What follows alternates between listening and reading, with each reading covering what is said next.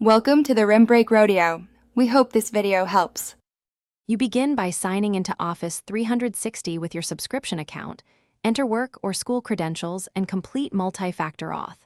Once signed in, choose web apps for instant access or install desktop apps for full features. Make sure OneDrive is set as your primary save location so files sync automatically. If you're on a managed device, accept admin configs.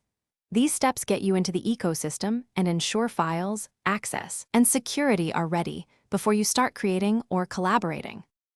You create content by selecting a template or a blank file in Word, Excel, or PowerPoint. Templates speed up formatting while blank files give control. Once created, share via a link or invite people with edit or view permissions, and watch live co-authoring update in real time.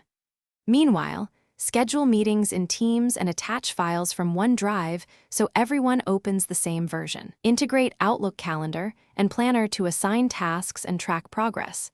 This keeps work organized and reduces. You finalize by reviewing version history, restoring any earlier version if needed, then export to PDF and set sharing permissions or sensitivity labels to control access. Make sure links are set to the correct level, edit versus view, and confirm recipients can open files.